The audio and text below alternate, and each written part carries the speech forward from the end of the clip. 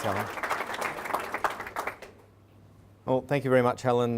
Good afternoon, everybody. It's always very difficult to sit there and have somebody read out a resume because it doesn't sound like it's you sometimes, but thank you very much. It really is an incredible honour to be here this afternoon, particularly amongst the room of very distinguished guests. So I'm not going to try and mention you all because I'm sure that I will miss somebody and I don't wish to offend, but it would be a mistake if I didn't recognise Amit. Thank you to you and your advisory board for lunch, but also importantly the invitation to speak here today, and also Sirius College. I wanted to mention you as well. I now know a lot more from your principal over lunch than I did before, but it's fantastic that you're here today.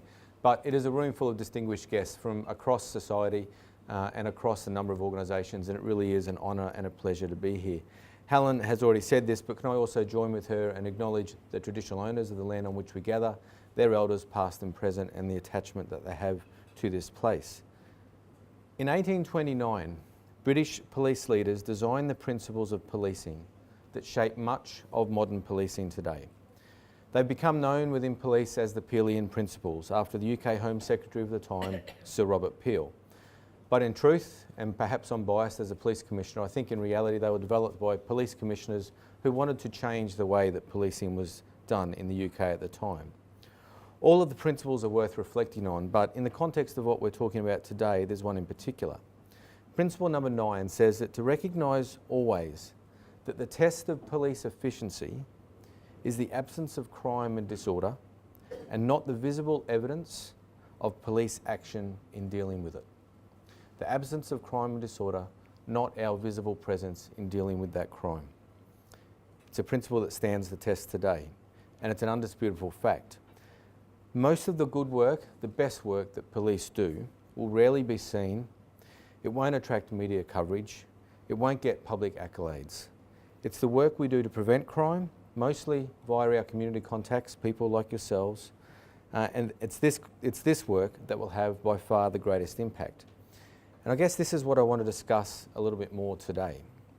I speak today not only as the AFP Commissioner, but as a member of the Australian community, a father, a husband, somebody who lives and breathes and works within the community that we all are a part of.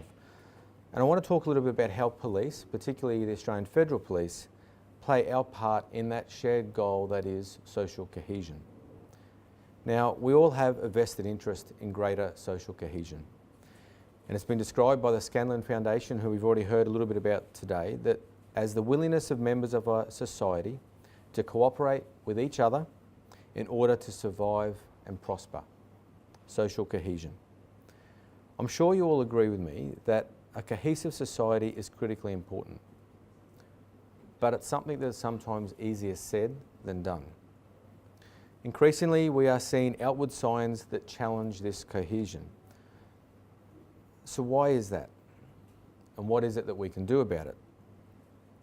People need to feel that you understand them. It's a basic common sense human trait. People need to feel that you listen to their concerns and that you care about the problems that they face, not just your own. I suggest that the key to achieving this lies in building and maintaining relationships of trust so that the community can engage with each other, with government, with police, and work together to tackle the challenges we face now, but also the challenges that we will face into the future. Without engagement and trust, disaffection and alienation have the opportunity to flourish. The Australian community is comprised of many diverse groups, and we have a microcosm of that here today. It might be cultural, it might be geographical, it could be religious that brings those groups together. But each has a shared role and a responsibility to help the unity and trust in our society by fostering the ingredients of a cohesive society.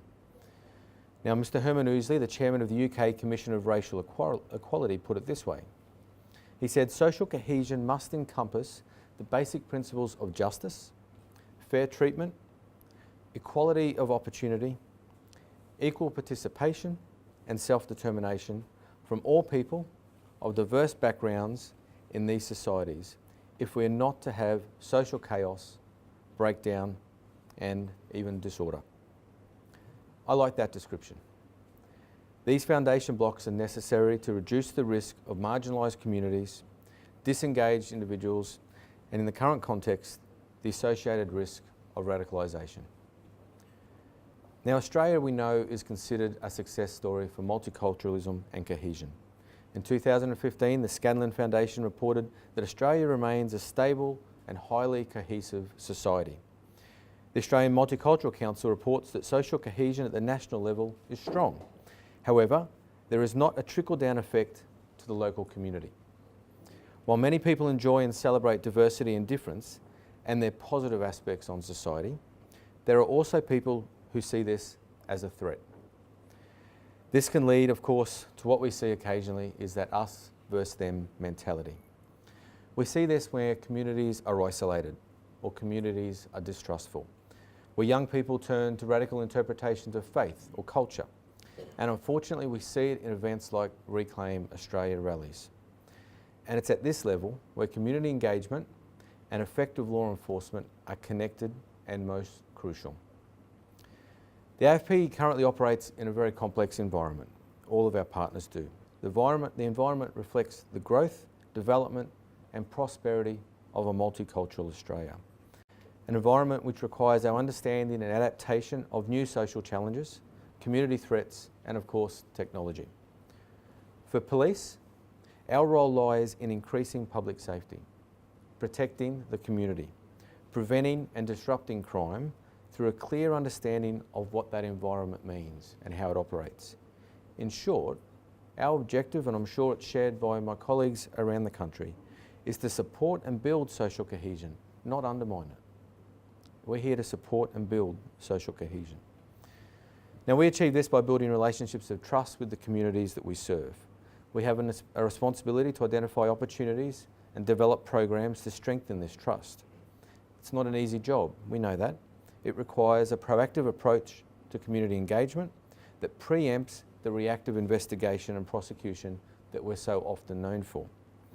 This is understood by police better than anybody, and especially the AFP, and we are actively working to enhance that community engagement.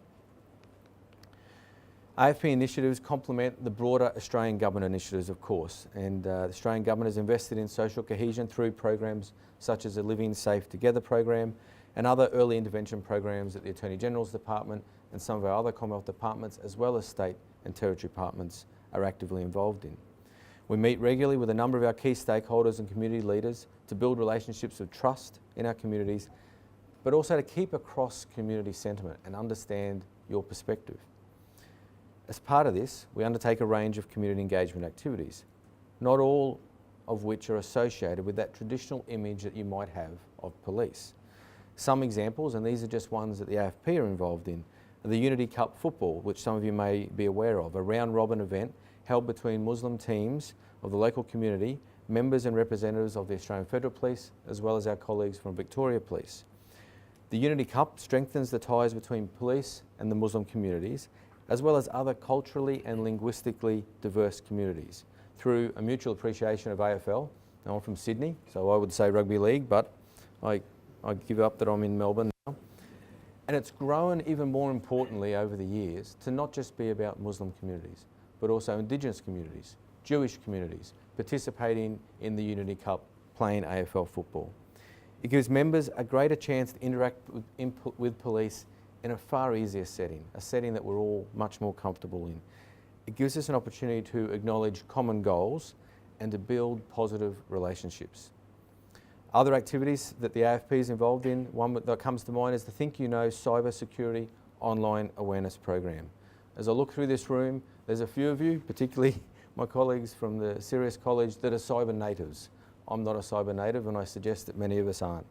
This program, though, aims to encourage young Australians to embrace technology, but also think about the threats that it provides, the threats that they may encounter online, particularly people who want to do them harm, people whose motivations are not what they seem, and people who want to negatively influence their thinking. These programs engage parents, teachers, carers, as well as the young people, the people I describe as those digital natives. In addition to those specific programs that the police run, the AFP also has our community liaison teams, and some of them are represented here today. We have these teams around the country to undertake a range of outreach activities and build positive and trusting relationships with the communities. We work collaboratively with these groups the teams seek to support community efforts and enhance resilience to extremist behaviours, as well as reduce the likelihood that vulnerable individuals, particularly our youth, will become radicalised. Now, this support includes encouraging community leaders to discuss sensitive issues such as radicalisation in the communities, and I'm pleased to say that it's resulted in circumstances where students and the youth of our communities in particular, who may have otherwise followed a disruptive or negative path, have taken part and worked with us as part of diversion programs with the community. Now, it's through these teams and the broader countering violent extremism strategy that we communicate the message that the key priority for the AFP is crime prevention and public safety. We're judged not by what we do, but by the things that we're not seen to be doing. This was demonstrated most recently in September last year when an AFP Community Liaison team organised a program to educate those people who are interested in the community about the security practices at something as simple to us as Sydney Airport, but something that we know is very intimidating and unfamiliar and uncomfortable for so many in the community.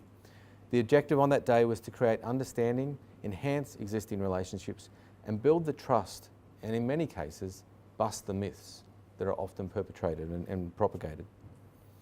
Now, these police initiatives, though, are not enough, and in fact, thinking about today and looking at the material that I had prepared, what is obvious to me is that these are our ideas. This is what we're investing in, our ideas. We need to do more to be a part of your ideas, and that's where we can do some more work. Social cohesion must, of course, be driven by the communities and must involve many parts of the government, beyond policing. Its success is dependent on citizenship support and involvement, not just governments saying this is what we want to do. Now, there's many things that you can do. There's many meaningful steps that the communities can take to enhance cohesion. And really, I feel silly me saying this to you. You probably know it far better than I. But countering those public narratives of extremism and criminality more generally by providing positive alternatives. Creating dialogue similar to what we're doing here today, so authorities and other people with expertise in certain fields can speak with members of the community, discuss our concerns, and in many cases explain ourselves. The communities can help people who are feeling lost or isolated, perhaps heading down negative paths towards criminality, to reconnect with their families, reconnect with their community, perhaps reconnect with their faith. And of course, being willing to engage and work with police where we have that common ground and those shared objectives, rather than just those things that seem to create tension between us all the time. This collaboration must extend to broader partners, including social service departments, local government, and I know represented here today, municipal councils and non-government organisations. Each has a role in creating social cohesion, that environment where we cooperate not only to survive, but to prosper and thrive. So what are the impediments to effective collaboration? One, I have to say, is the community perception of police. Some communities, perhaps many communities, feel targeted, harassed, or marginalised by police action.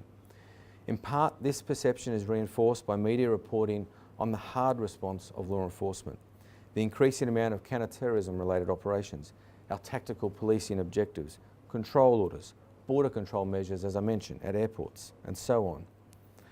Police are mostly portrayed as the enforcers of the law rather than being part of the community.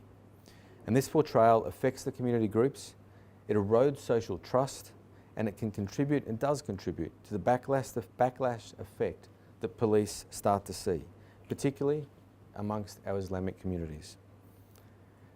Unfortunately, there's not nearly as much recognition of that softer engagement and community activities of organisations like the AFP and our state and territory partners who are represented today. We need to continue to get the message out that police are there to help, that we would rather prevent crime and that we draw no particular satisfaction. We draw no particular satisfaction from having to occasionally take a hard approach in our role. We'd much rather prevent crime. And this leads to a second factor. Law enforcement needs to balance the requirement to provide community safety and law enforcement whilst maintaining the rights of the individual in a democracy. Now, over several years, I know, we've seen an increase in legislative reform and new police powers, as it's always called. Most recently, Changing technology has seen that the government has adopted data retention legislation. It's required telecommunication companies to collect and hold data for a consistent amount of time. These reforms have unfortunately attracted a lot of negative attention, and I must say often inaccurate reporting, attention that is seen by segments of society through a very negative lens. I think before that debate, many of you probably never heard of metadata, but today you can probably all tell me what metadata is. Of course, without these reforms, the ability of police to investigate serious offences such as child protection, terrorism, will be very limited, simply because the evidence that we say we need and the court requires from us would not be available. Likewise, when legislative reform, I know the AFP and our counterparts around the country have applied the enhanced control order regime in recent years, and that has been to prevent the movement and limit the association of individuals in the context of our counter-terrorism operations. And they're controversial, I know that. These powers attract negative attention. But let me say this, we apply these tools as a tool of last resort, and we do it only because we believe it's necessary for the protection and safety of the community. I come back to what I said. We draw no particular satisfaction for having to occasionally use the hard edge of policing to do our job. So there is sometimes a perceived tension between the freedom of an individual in a democracy and the community's right to safety. Unfortunately, in some instances, the freedoms of individuals do need to be limited in order to ensure the safety of the community as a whole, which, it has to be said, applies across all crime types and is not limited to terrorism investigations. Our role of police is to try and balance that tension as best as possible and to do it within the confines of the laws that we're given. Now, a third factor for the AFP is to balance and appropriately reflect the needs of the community that we serve. Workforce diversity has been a significant focus for me, a personal focus for me, since becoming Commissioner. The AFP's workforce simply does not currently represent the diversity of the community that we serve. A homogenous workforce limits the AFP's ability to understand and serve the community and ensures that policies and programs are tailored to meet community experiences and needs. Diversity to me is not simply a human resource strategy or a people strategy, it's a fundamental policing capability that we need to harness. Something as simple as being able to speak to a community member in their own language builds enormous trust in the relationship. A diverse workforce also provides access to a broad range of skills, experience, education and culture, maximising the ability to deliver a variety of local solutions to local problems. These issues are, of course, all interconnected. Where there exists a significant divide between the communities and the police, where tension is allowed to exist, it increases the challenges of recruiting from within those communities into our organisations. And all of this, as we know, is occurring in an environment where my priorities, my organisation's priorities are many, the crimes are varied and sometimes increasing. So for this reason, we have to concentrate our efforts on the areas that we think are most vulnerable, the communities sometimes that we think are most vulnerable. Now, we would of course, and I would of course, prefer to engage more broadly. So we must leverage the relationships of other law enforcement partners, civil society partners, to achieve that broader leverage goal. And that reinforces my earlier point that working collaboratively is critical across government, within the community. Now, we know that we're not alone here in Australia in facing some of these challenges.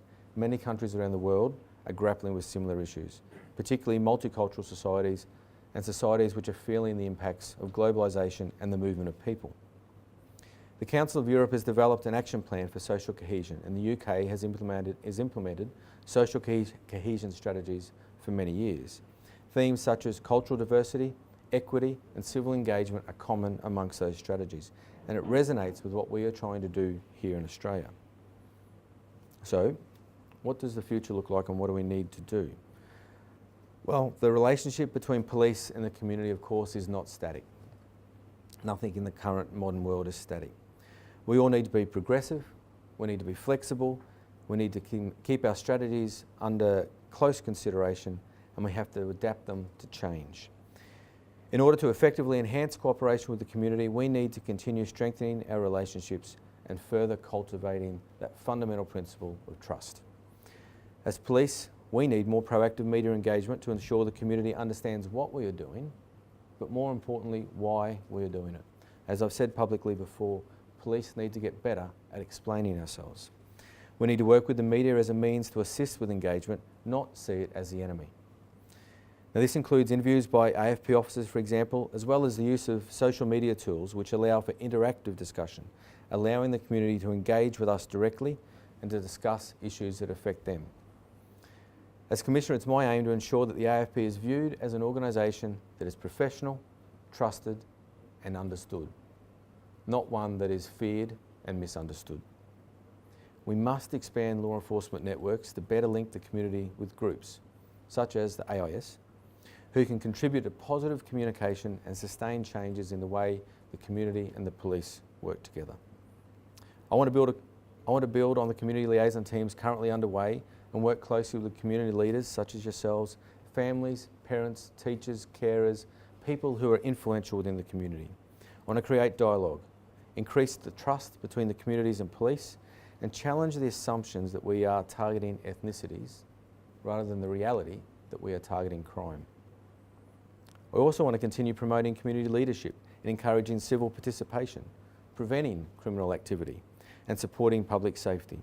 Respected community leaders at all levels are effective voices, probably the most effective voices, to counter propaganda, to turn people away from violence or criminality and encourage a shared responsibility in this shared objective of social cohesion.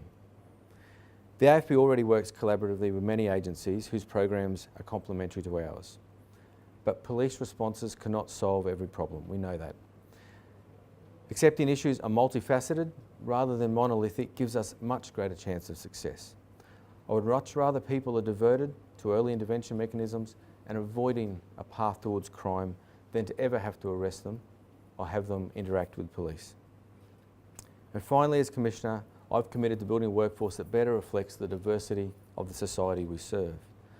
The Australian community needs an AFP that is flexible, an AFP that is dynamic, an AFP that is best able to reflect the changing operating environment that we see around us, as well as the diversity of the community, if we are to respond effectively to the environment that we must operate in. To do so, we need to improve the balance of cultural diversity and also women in our workforce.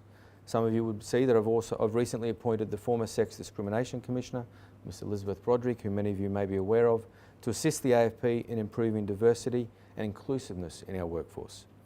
Ms Broderick has significant experience in this area, having previously worked with the Australian Defence Force on inclusion issues. And I look forward to working with her as we look to change the dynamic within the AFP. I've also initiated a Future Directions project that will evaluate the capacity and capabilities that the AFP needs to deal with the challenges we will face in the future.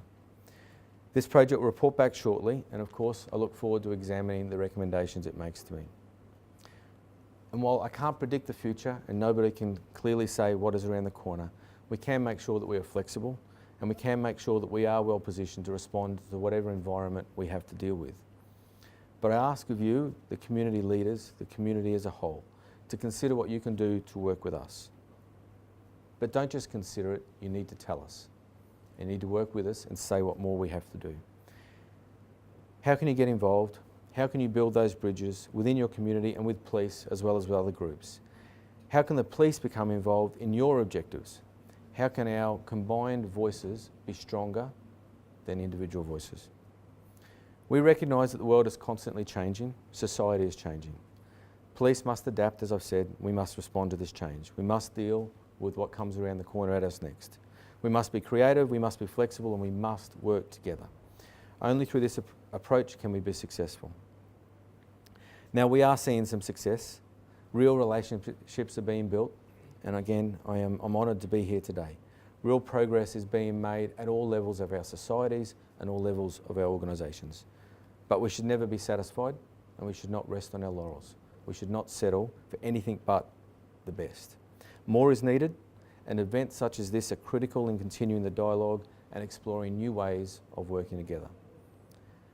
Now, I started with a quote from 1829 Peelian Principles. I'm sure my police colleagues in the room know a little bit of them, but perhaps they're new to others in the room. I'm going to close on a similar note. So in the nearly 200 years since Sir Robert Peel and his police commissioner colleagues formed what are the principles of modern policing. And since they were promulgated to every beat police officer in the UK, they've been rewritten, they've been reinterpreted, they've been analysed many times, but they stand the test of time. There's another of his principles that I think are really important. It's the 7th principle. And it's been shortened to read effectively, the police are the public and the public are the police. The police are the public and the public are the police. We are in this together. We are a part of your community. You are a part of what we're trying to do. We share the same objective. Like any good team, we have different roles that we have to perform. But providing all of our objectives are heading in the same direction, a direction that sees social cohesion at its core, then together we'll give that team the greatest opportunity of success. Can I thank the Society again for the opportunity to speak here today. Amit, to you and your team. It's not lost on me that it's just yesterday that the Bureau of Statistics said that we clicked over to 24 million people in this country. More important than the fact that we clicked over 24 million is that we've acknowledged again that our population is growing through migration, more so than it is growing through the natural birth and death ratio. We can't lose sight of that. We should absolutely embrace it because it is the strength of our society. It is the strength that Australia has been built on. So it's not lost on me that this is a conversation that is important to have right now, and it's a dialogue that we must continue. I look forward. I know that all of my police colleagues around the country look forward, but particularly from an AFP perspective, we look forward to continuing that dialogue with you, hearing from you, hearing from us, sharing the perspectives. I know we can do a lot more.